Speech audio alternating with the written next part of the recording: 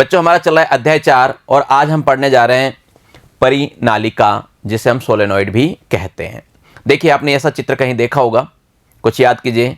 कहीं आपने इलेक्ट्रॉनिक की दुकान पे या इलेक्ट्रिकल्स की दुकान पे, बिजली वाली दुकानों पे ऐसे कुछ ना कुछ नज़र आया होगा आपको कभी। बस इसी को हम कहते हैं परिनालिका। यहाँ पे क्या है, एक ये रोड है, इसके अंदर हमने क्या किया, तारों को बिल्कुल पास पास में लपेट रखा है। हमने तारों को क्या कर रखा है, बिल्कुल पास पास में लपेट रखा है। इसके अंदर ये कुंडली कहलाती है, नलिका कह सकते हैं। और इसकी क्या है, ये लंबाई बहुत ज़्यादा होती है और इसकी जो मोटाई होती है यानी व्यास जो होता है वो कम होता है। तो इसी को हम क्या कहते हैं, परिनलिका कहते हैं। अब सवाल ये उठता है कि परिनलिका होता क्या है और काम क्या आता है, हमें इस युक्ति की आवश्यकता क्यों पड़ी। तो ये बात तो आपको समझ में आ गई, परिनलिका क्या होती है। अगर आप परिभाषा लिखना चाहें तो लिख सकते हैं, एक अधिक लंबाई व कम त्रिज्या का कुचालक वह खोखला पाइप जिस पे विद्युत तार लिपटे हुए हैं, परिनालिका कहलाती है। क्लियर। ये परिनालिका की आवश्यकता क्यों पड़ती है। देखिए हमने इससे पहले वाले अध्याय में पढ़ा, तो आप कहते चुंबकीय क्षेत्र की गणना कर रहे थे, तो जब हम केंद्र के जो जो निकट आ रहे थे तो चुंबकीय क्षेत्र क्या हो रहा था, कम हो रहा था। देखा था आपने, जब हम केंद्र के बिल्कुल निकट आ रहे थे, यहाँ पे हमने देखा कि केंद्र से जैसे जैसे बढ़ते गए चुंबकीय क्षेत्र क्या हो गया, बढ़ता गया। लेकिन बाहर गए हैं तो बाहर क्या हुआ, घटता चला गया। याद आया कुछ। क्लियर है ये। अगर हमें चुंबकीय क्षेत्र अंदर की तरफ भी एक समान चाहिए, अपरिवर्तित नहीं चाहिए, तो वहां हमें परिनालिका की जरूरत पड़ती है। परिनालिका यह इस प्रकार की युक्ति है कि इसके अंदर चुंबकीय क्षेत्र हर जगह क्या होता है, समान होता है। बाहर की तरफ लगभग 0 होता है। इसकी एक खास बात है। तो जहां भी आपको एक समान चुंबकीय क्षेत्र की आवश्यकता होती है, वहां पे हम इसकी परिनालिका, कई बार हम इसको परिनालिका भी बोल देते हैं, सोलेनॉइड इंग्लिश में कहा जाता है, इसकी आवश्यकता पड़ती है। इसमें क्या होता है, इसके अंदर जब अपन ने क्या किया, धारा बहाई, इसके अंदर हम क्या करते हैं, विद्युत धारा बहाते हैं। तो जब धारा बहता तो धारा इस तरह बहेगा, इधर तो बहेगा। ये इसमें क्या होगी, मान लो ये धारा बह गई, घूम के बह रही है, तो यहाँ पे क्या करना है, आपको दाहिने हाथ का नियम लगाना है। मुड़ी हुई उंगलियां तो क्या करेगी, धारा की दिशा दिखाएगी। अंगूठा चुंबकीय क्षेत्र की दिशा को दिखाएगा।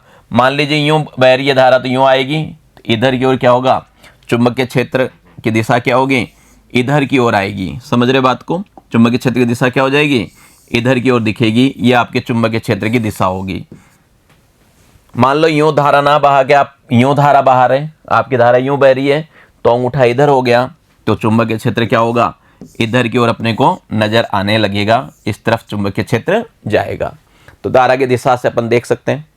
ठीक है, क्लियर है बातें। चलिए तो अपन लिखते हैं कि परिनालिका क्या होता है। आपने देख लिया, उसकी परिभाषा दे सकते हो, है ना। ये अपन ने क्या किया, एक बेलनाकार आकृति ले सकते हो। ठीक है, उस पर अपन ने क्या किया, तार को लिपेट दिया बिल्कुल पास पास में। विद्युत पदार्थ भी लगा देते हैं ताकि करंट का आपस में वो नहीं हो। क्लियर। ये चित्र ऐसा बना सकते हैं, वैसा चित्र तो नहीं बनेगा, ऐसा चित्र हम बना के दिखा सकते हैं। ये परिनालिका का चित्र है। यहाँ पे ये क्या है, ये मुड़े हुए हैं तार, ये क्या कर रहे हैं, विद्युत धारा की दिशा दिखा रहे हैं। और ये क्या कर रहा है, चुंबकीय क्षेत्र को दिखा रहा है। चुंबकीय क्षेत्र जो होगा परिनालिका के अक्ष के अनुदिश चलेगा। चुंबकीय क्षेत्र क्या होगा, परिनालिका के अक्ष के अनुदिश चलता है। इस बात का ध्यान रखना है। खास बात इसकी और भी है, परिनालिका के अंदर अंदर तो क्या होता है, चुंबकीय क्षेत्र होता है। ठीक है, चुंबकीय क्षेत्र होता है। जैसे ही पृष्ठ पे आता है, अंदर जो चुंबकीय क्षेत्र होता है उसका आधा हो जाता है। बाहर आते ही क्या होगा, चुंबकीय क्षेत्र ना के बराबर होता है, शून्य हो जाता है। ये भी बात अपने को ध्यान रखना है। क्लियर यहाँ पे। तो कुछ तथ्य हैं मेरे पास परिनालिका से संबंधित महत्वपूर्ण निष्कर्ष। हम इन निष्कर्षों पर चर्चा भी करेंगे, लेकिन ये अपने को क्या होना चाहिए, पता होना चाहिए। पहला, परिनालिका की जो लंबाई होती है वो क्या होती है, व्यास की तुलना में अधिक होती है, यानी काफ़ी लंबा होता है। इस तरह ये क्या होता है, व्यास इसका छोटा सा होगा, इस तरह क्या होता है, काफ़ी लंबा होता है। इसलिए इसको अनंत लंबाई का भी कह देते हैं। उसकी तुलना में बहुत लंबा होता है, इसलिए अनंत लंबाई का भी बोलते हैं इसको हम। दूसरा, परिनालिका के अंदर उत्पन्न चुंबकीय क्षेत्र का मान प्रत्येक बिंदु पे क्या होता है, समान होता है, इसलिए तो इसको यूज करते हैं। ध्यान में रखना, परिनालिका के अंदर की तरफ उत्पन्न प्रत्येक बिंदु पे चुंबकीय क्षेत्र का मान कैसा होगा, समान होगा। ठीक है, कहने का मतलब ये है कि परिनालिका के अंदर समान चुंबकीय क्षेत्र बनता है। और हमें भी प्रूव भी करेंगे। उसका जो मान होता है वो B बराबर होता है μ0 Ni। μ0 आपको पता ही है, n क्या हो गए, फेरों की संख्या, जितने तार अपन ने लपेटे हैं, और आई यानी क्या है, धारा। समझ गए बात को, पहले भी निकला हुआ है काम, बी बराबर म्यू जीरो आई निकाला हुआ है ना, एन फेरे आ गया तो एन से हमने क्या किया, गुणा कर दिया, और कोई ज़्यादा अपन ने हल नहीं किया। यहाँ पे मेरे पास ये आदर्श परिनालिका के चुंबक क्षेत्र, इस प्रणाली को अगर मैं खोल देता हूँ, यहाँ देखिए इसको खोल देंगे तो खोलने के बाद इस तरह की आकृति आएगी। जब हम इस तरह की आकृति देखेंगे तो देखिए, जब हमने क्या किया, प्रणालिका को खोल दिया, खोलने के बाद इस तरह की आकृति आ गई। चलिए खोल के दिखाई देता हूँ आपको। ये अपन ने खोला, ये पहले तो ये आपकी प्रणालिका थी, है ना, धारा बह रही थी, मान लीजिए इस तरह की धारा बह रही है ना, इधर से अपन लपेटे लाए, इस तरह की धारा क्या है, बह रही है। तो देखिए पलट के वापस आएगा भी, तो कुछ तरफ तो धारा क्या होगी, जैसे ये है मेरे पास, यूँ मोड़ रहा हूँ तो इधर से तो अंदर आती हुई दिखेगी, लेकिन नीचे से क्या होगा, वापस बाहर जाती हुई दिखेगी। समझ रहे हो, यूँ देखिए दिख रहा है, तो मैं इसको मोड़ रहा हूँ तो आपकी तरफ तो ये आता हुआ दिख रहा है, लेकिन मेरे तरफ से तो क्या है, इधर आ रहा है ना। समझ गए, तो इधर से जाता हुआ यानी यूँ जाएगा और इधर से आएगा, इस तरह धारा दिखेगी। इस तरह धारा क्या होगी, दिखेगी आपको। कुछ धाराएं आती हुई दिखती है, कुछ धाराएं क्या होती है, जाती हुई दिखती है। तो जब अपन इसको खोल दें यहाँ से, यहाँ पे हम क्या करते हैं, दो तरह की बातें करते हैं। एक तरफ तो धारा आती हुई नजर आती है, एक तरफ धारा क्या होती है, जाती हुई नजर आती है। तो यहाँ पे एक थोड़े से गोले से बना के दिखाऊं तो ये बात आपके समझ में आ जाएगी। ये गोले बना लिए अपन ने, ठीक है। अब देखिए बाहर की ओर की बात करूं, यहाँ पे मैं क्या करूं, डायरेक्शन लगा देता हूं एक बार। इसका डायरेक्शन मान लीजिए इस तरह है, सपोज कीजिए अब अपने पास क्या है, डायरेक्शन इस तरह है, ये और ये गया, दिख रहा होगा आप लोगों को, इस तरह घूम रहा है। भाई बड़ा बना लें तो ये देखिए, यहाँ पे दो गोलों की बात करें, एक गोला और ये है ना, यूँ डायरेक्शन है, यूँ गया और वापस से यूँ आ गया, ठीक है, यूँ जा रहा है और वापस से क्या हो रहा है, आ रहा है। इसका भी यूँ ही है। क्या देख रहे हो, जब दोनों पास पास लाते हैं तो एक तरफ तो धारा जा रही है और एक तरफ आ रही है, दोनों एक दूसरे के क्या है, विपरीत है। तो दोनों एक दूसरे के विपरीत है, तो यहाँ पे जो भी चुंबकीय क्षेत्र से ये आया और इससे क्या होगा, निरस्त कर देगा, ये आएगा, ये क्या करेगा, निरस्त कर देगा। तो यहाँ पे चुंबकीय क्षेत्र क्या करेगा, इस तरफ सभी चुंबकीय क्षेत्रों को निरस्त कर देगा। सेम ये कि ये पोजीशन इधर भी होगी, यही पोजीशन क्या होगी, इधर भी होगी। इसमें ज़्यादा क्या होगा, इधर जाएगा और इधर आएगा, है ना। और यहाँ पे क्या होगा, देखिए तो दिशाएं क्या होगी, विपरीत हो गई। तो बाहर की तरफ लगभग चुंबकीय क्षेत्र क्या हो जाता है, जीरो हो जाता है। कारण ये है, धारा की दिशा एक दूसरे के क्या है, विपरीत नजर आ रही है, और इसलिए क्या होता है, ये कैंसिल हो जाता है। यही चीज़ आपको यहाँ दिखाया गया है, ठीक है। और अंदर की तरफ क्या आपको पता ही है, जो आपका अक्ष है उसी की दिशा में बी मिलेगा। चुंबकीय क्षेत्र की दिशा उस अक्ष के ही क्या होगी, अनुदिश होगी, उस अक्ष के क्या होगी, अनुदिश होगी। क्लियर ये बात। अपने को ये भी याद रखना है, याद तो क्या मैं आपको प्रूफ करके दिखा दूंगा कि प्रणालिका के पृष्ठ पर उत्पन्न चुंबकीय क्षेत्र का मान उसके अंदर चुंबकीय क्षेत्र के मान का कितना होता है, आधा होता है। कहने का मतलब आधा कैसा, मैंने अभी बी का मान बताया आपके लिए, कितना बताया, मी जीरो एन आई बताया। तो क्या होगा, पृष्ठ पे कितना हो जाएगा, हाफ कर देंगे, यानी बी डैश बराबर क्या होगा, 1/2b होगा। 1/2b अपने को पता ही है, बी का मान ये है, तो इसके आगे क्या करेंगे, 1/2 लगा देंगे, तो ये मान होता है। इसको अभी हम प्रूव भी करेंगे, आपको ये सिद्ध करके भी दिखाएंगे, ठीक है। और इसकी क्या बातें याद रखनी है, परिनालिका के बाहर अधिक दूरी पे जाने पर, बाहर की तरफ जाओगे, जैसे बाहर जाओगे तो वहां पे क्या होगा, जो चुंबकीय क्षेत्र है ना उसका मान क्या होता है, तेजी से घटता है। इतना तेजी से घटता है कि क्या हो जाए, जीरो ही हो जाता है। तेजी से घट के क्या होता है, जीरो हो जाता है। इसलिए कहा जाता है कि जो आपका सोलेनोइड है, परिनालिका है, उसके बाहर चुंबकीय क्षेत्र का मान क्या होता है, जीरो होता है, ठीक है। ये बात आपको ध्यान रखनी है। और ये परिनालिका के अंदर चुंबकीय क्षेत्र की दिशा कैसी होगी, इसकी लंबाई या उसके अक्ष की क्या होगी, अनुदिश होगी। ये दाहिने हाथ के नियम से आपको पता ही है, अपने क्या है, दाहिने हाथ के नियम से पता है। सपोज कीजिए ये मेरी क्या है, परिनालिका है, इसमें मैंने खूब सारे फेरे लपेट रखे हैं, ठीक है। धारा की दिशा यूँ है, धारा की दिशा यूँ है, तो अंगूठा इधर आ गया ना, तो चुंबकीय क्षेत्र किधर होगा, इधर होगा। अगर धारा की दिशा क्या है, यूँ है, यूँ जाती हुई नहीं, यूँ आती हुई आ रही है, तो क्या हो गया, अंगूठा इधर हो गया, तो इधर आ गया। तो हमेशा क्या हो गया, आप देख रहे दोनों कंडीशन में जो अंगूठा है वो क्या हो रहा है, लंबाई की दिशा में आ रहा है।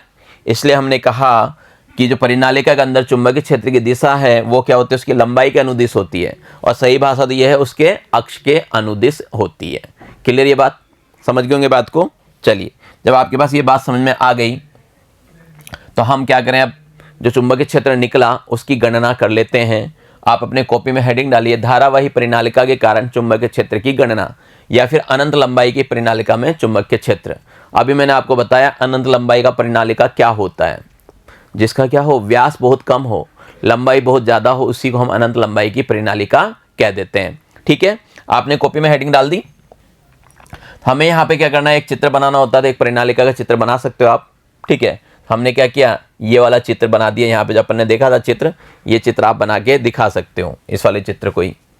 ठीक है, ये चित्र हमने वहाँ बना दिया, और फिर हमने कहा कि हमारे पास क्या है, एक परिनालिका है। कितनी लंबाई उसकी, एल लंबाई है, और फेरों की संख्या कितनी है, एन है।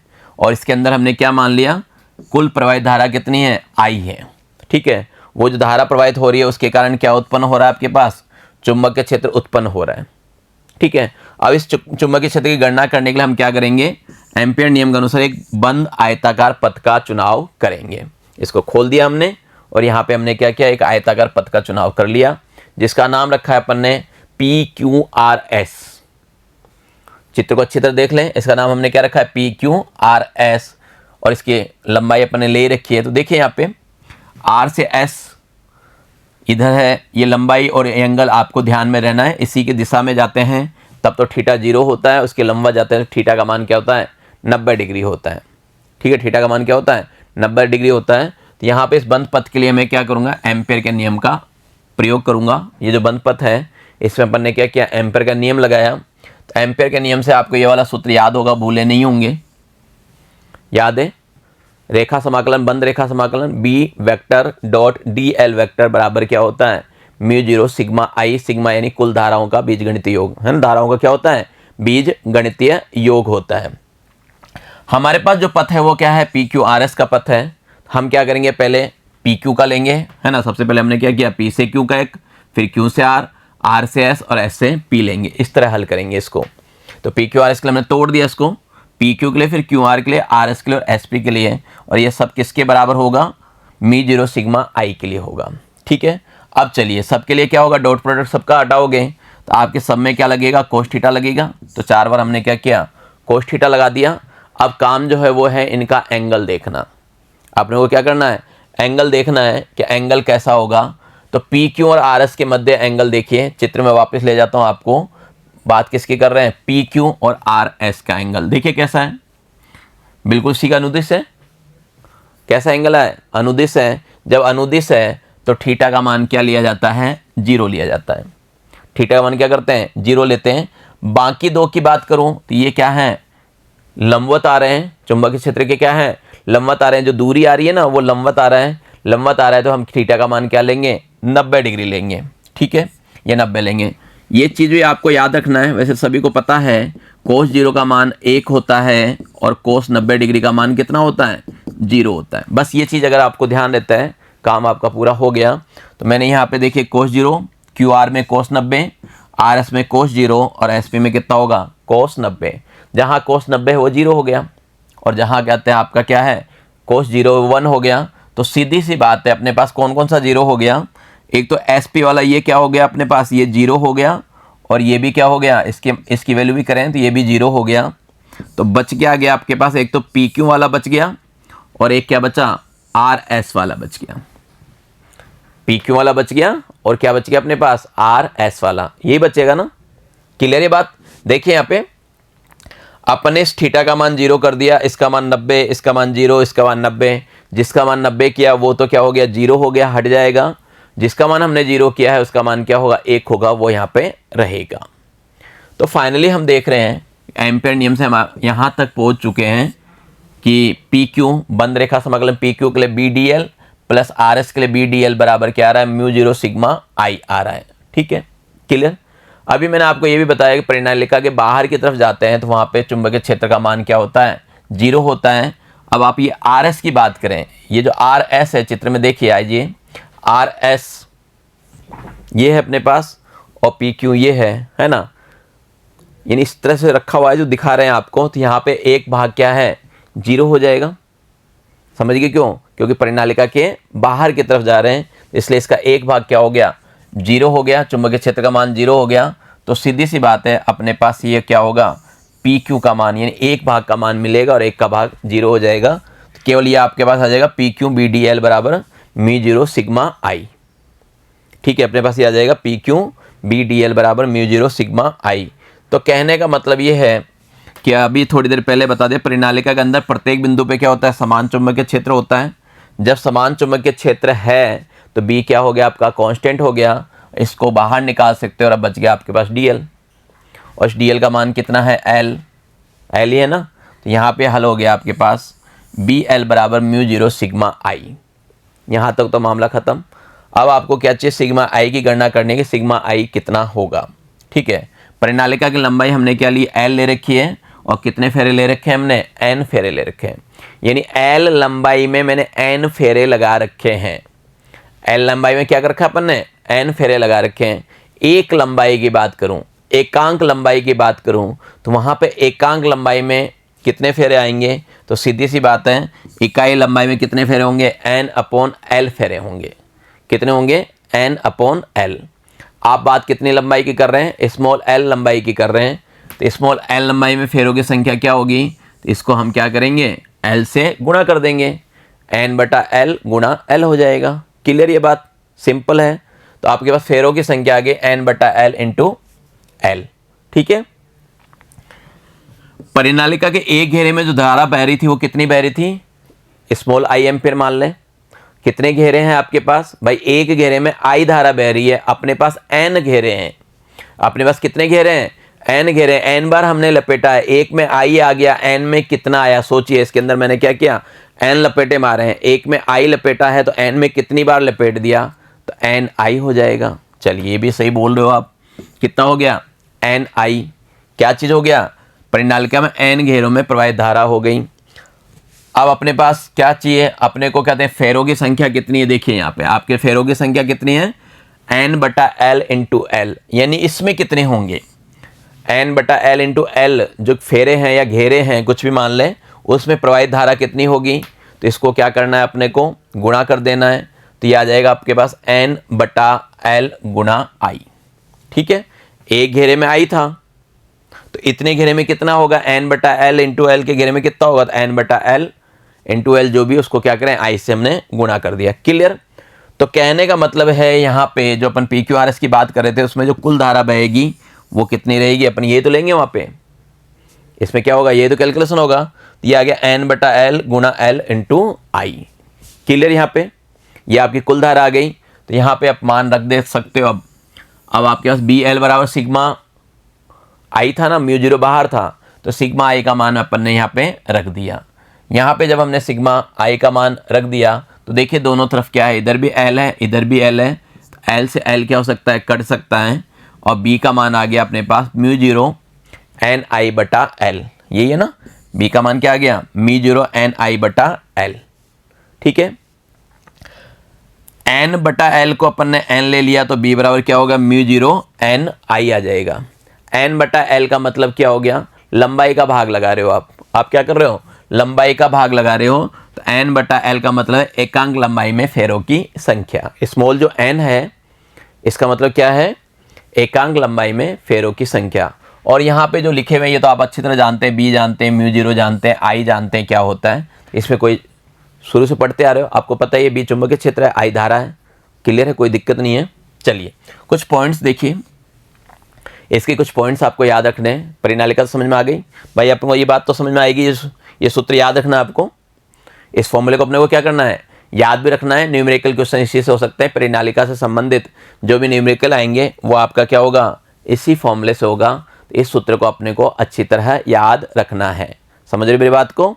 चलिए कुछ मैंने कहा इसके इंपॉर्टेंट पॉइंट्स भी हैं, वो भी हमें याद रखना चाहिए। जैसे पहले पॉइंट की बात करूं कि परिनालिका के अक्ष पर उत्पन्न चुंबकीय क्षेत्र परिनालिका की त्रिज्या r और लंबाई l पर निर्भर नहीं करता है। नहीं करता ना, अभी जो आपने सूत्र देखा यहाँ पे जो सूत्र बना ये क्या हुआ, किया क्या किसी पे निर्भर, ये फेरों की संख्या पे निर्भर कर रहा है ना, और आई पे निर्भर कर रहा है, यानी एकांक लंबाई में कितने फेरे हैं उस पर डिपेंड करता है ये।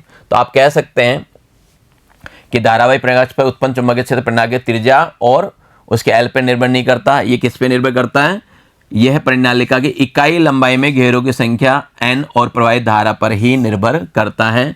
ये आपके इंपॉर्टेंट बात है, पहली बात जो कि सूत्र से आपको पता चल रहा है।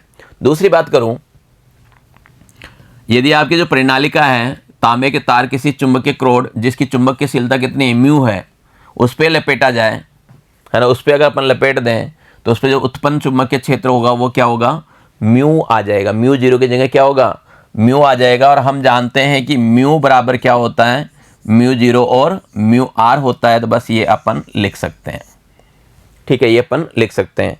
और ये भी अपने को सूत्र याद रखना चाहिए, बी बराबर म्यू एच होता है, चुंबकन एच, है ना।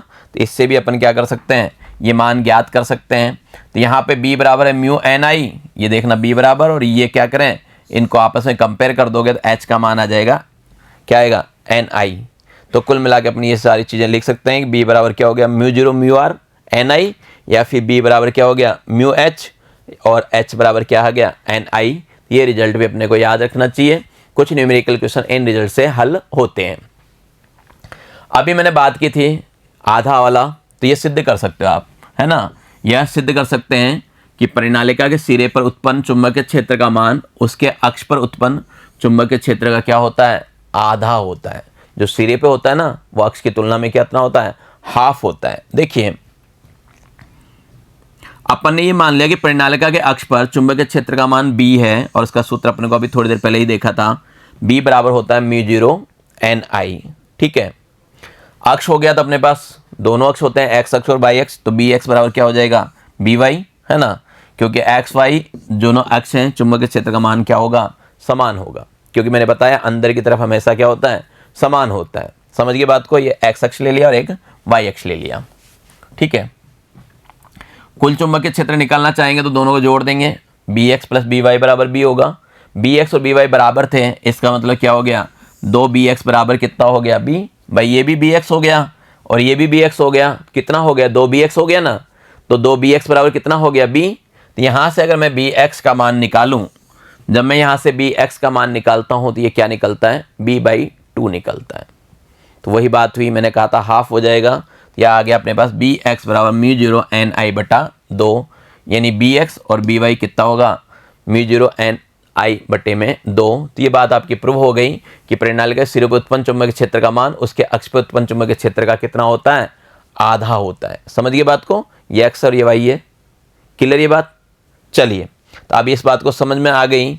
जब ये बात समझ में आ गई तो अपन क्या कर सकते हैं, एक पॉइंट और याद कर सकते हैं, ये भी इंपॉर्टेंट पॉइंट है।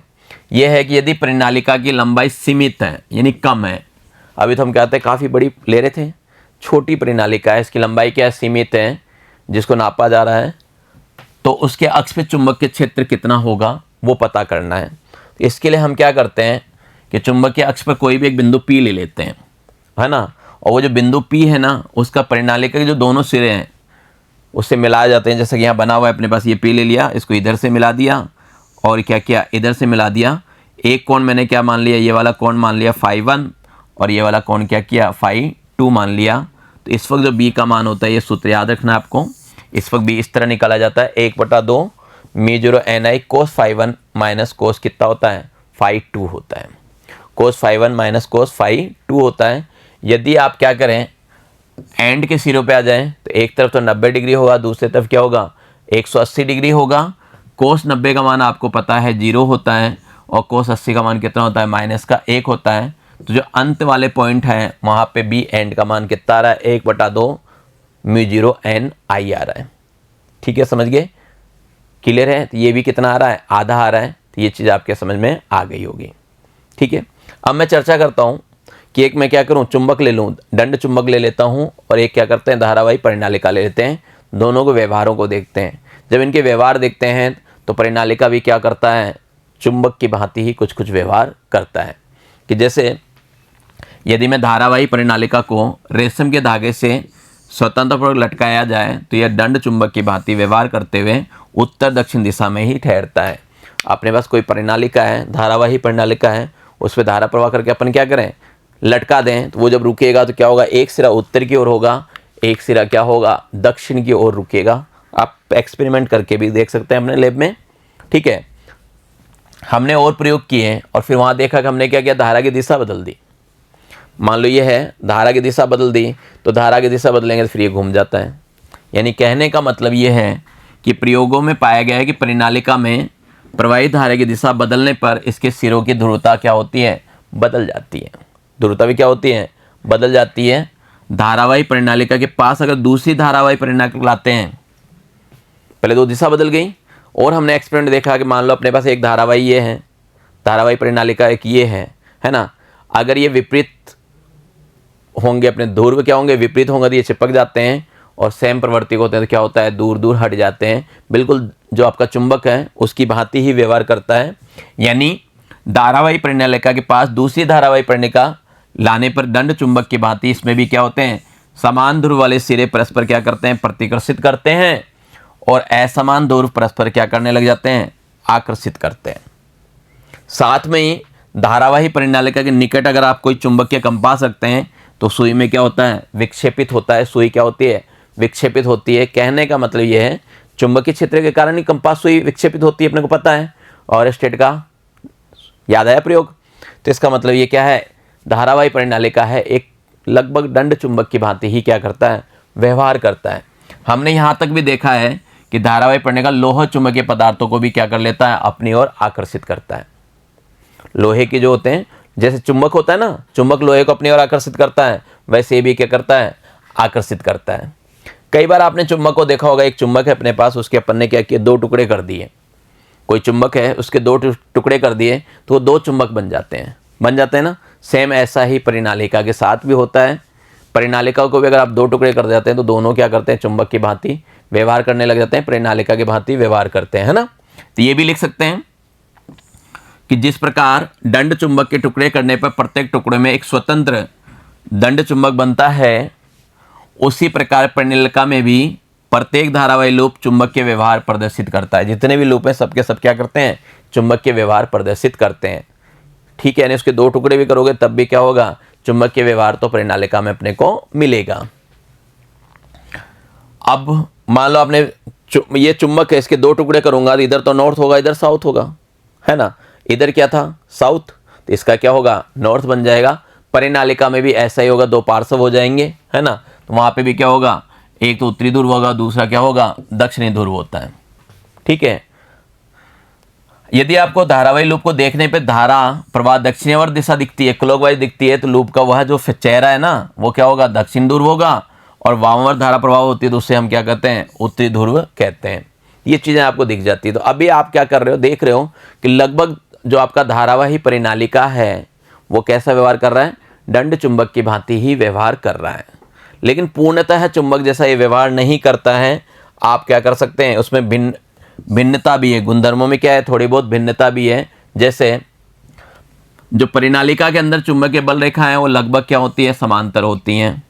परिनालिका में जो चुंबकीय बल रेखा है मोस्टली क्या करते हैं, पैरेलल चलते हैं, समांतर चलते हैं। लेकिन जो आपका चुंबक है, दंड चुंबक है, उसके अंदर जो बल रेखाएं हैं चुंबक, है ना, वो क्या होता है, वक्र प्रकृति के होते हैं, टेढ़े होते हैं थोड़े से। तो पहले असमानता इसमें ये मिल गई आपको। परिनालिका की नली के बाहर चुंबकीय क्षेत्र कितना होता है, शून्य होता है, यानी नगण्य होता है। लेकिन क्या होता है, जो दंड चुंबक होता है ना, उसकी लंबाई का अनुदिश उसके निकट स्थित बिंदुओं पर चुंबकीय क्षेत्र निश्चित, परंतु क्या होता है, भिन्न भिन्न बिंदुओं पे भिन्न भिन्न प्राप्त होता है। यानी बाहर तो होता है, कम ज़्यादा होते रहते हैं, लेकिन होता है। परिनालिका में चुंबकीय क्षेत्र बाहर की तरफ कितना होता है, लगभग 0 होता है। तो ये भी क्या है, इसकी एक असमानता है ना। तो इस तरह आप देखें कि परिनालिका को कहाँ काम में लिया जाता है। यदि हमें कहीं पे चुंबकीय क्षेत्र बिल्कुल समान चाहिए तो वहाँ पे हम क्या करते हैं, परिनालिका बनाते हैं। परिनालिका बनाना आसान है, तारों को लपेट के बनाया जाता है। जहाँ पे अपने को क्या चाहिए, चुंबकीय क्षेत्र बिल्कुल समान चाहिए। जनरली चुंबकीय क्षेत्र क्या होता है, समान नहीं होता है, तो समान चीज तो बना सकते हैं। आपने ये भी देखा पृष्ठ पे या किनारों पे चुंबकीय क्षेत्र क्या होता है, परिनालिका में अंदर किसी बिंदु का कितना होता है, हाफ होता है। जैसे ही हम बाहर जाते हैं वहाँ पे चुंबकीय क्षेत्र क्या होता है, नगण्य हो जाता है, तेजी से क्या होता है, घट जाता है। चुंबकीय क्षेत्र क्या होता है, तेजी से घट जाता है। फिर हमने धारावाही परिनालिका के बारे में भी अध्ययन किया, उसमें हमने पाया कि धारावाही परिनालिका लगभग क्या होता है, दंड चुंबक की भांति व्यवहार करता है। जब हम उसको स्वतंत्रतापूर्वक लटकाते हैं तो उत्तरी और दक्षिण ध्रुव में रहता है। धारा की दिशा बदलते हैं तो वो घूम जाता है। उसके पास कोई चुंबकीय कंपास लाते हैं तो उसमें सुई क्या होती है, विक्षेपित हो जाती है। यदि हम क्या करें, उस परिनालिका को टुकड़े कर दें, 2 टुकड़े कर दें, तब भी क्या करता है, वो चुंबकीय व्यवहार लाता है, यानी चुंबक जैसा व्यवहार करता है। उसके बावजूद भी कुछ असमानताएं हमने देखी। पहली असमानता हमने देखी चुंबकीय बल रेखाएं। चुंबकीय बल रेखाएं क्या थी बताइए, परिनालिका के अंदर जो चुंबकीय बल रेखाएं थी लगभग समांतर थी, जबकि चुंबक में नहीं होता। जो दंड चुंबक होता है वहाँ पे वक्राकार होती है बल रेखाएं।